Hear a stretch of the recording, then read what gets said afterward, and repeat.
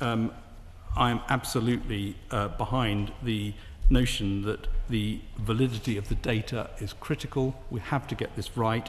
The bill itself, of course, takes the data from other sources, and those sources have authority to get the information correct, but it is important that for a digital service in particular, this is dealt with very, very carefully, and that we have good assurance processes.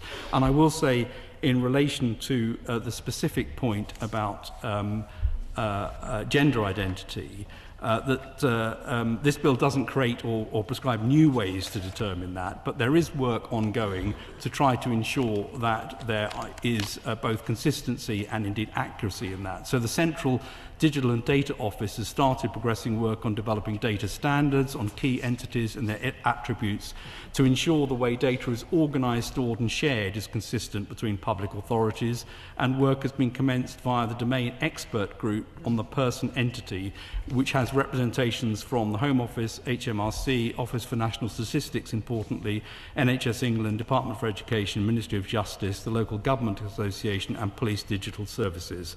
And so the group has been established as a pilot under the Data Standards Authority to help ensure consistency across organisations, and there are specific pieces of work going on in relation to gender in that area.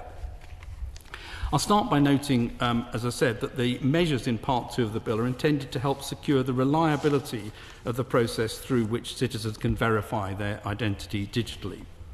And they do not intervene with how government departments record and store identity data. In clarifying this important distinction, and with reference to the further information I'm setting out, I'm not able to support the amendments. I'd be grateful if the Minister could confirm whether or not he accepts that on some occasions passports inaccurately reflect the sex of the holder of that passport, and the same would apply to driver's licenses. What I can be absolutely clear about is that we have to have a single version of the truth on this. There needs to be a way to verify it consistently. There needs to be rules, and that's why I think the work that's ongoing is so important to make sure. And I would say this, from my background in scientific research, knowing what you're dealing with the data is the most important thing to get, and that's why making sure that we have a system to get this clear is going to be part of what we're doing.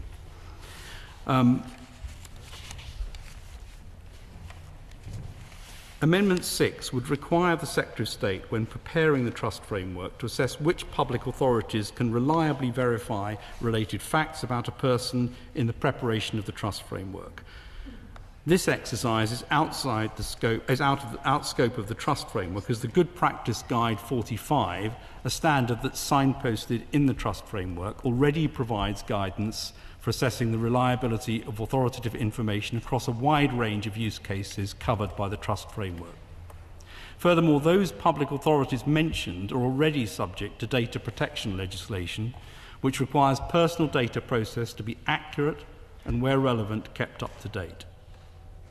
Amendment 8 would require that any information shared by public authorities be clearly defined, accompanied by metadata, and accurate. The government already supports and prioritises the accuracy of the data it stores, and I've given an indication of ongoing work to make sure that this is continued to look at and improved. And this amendment could duplicate or potentially conflict with existing protections under data protection legislation and or other legal obligations. But again, I would like to reassure the noble lords that the government believes that ensuring the data it processes is accurate is indeed essential to deliver services that meet citizens' needs and ensures accurate evaluation and research.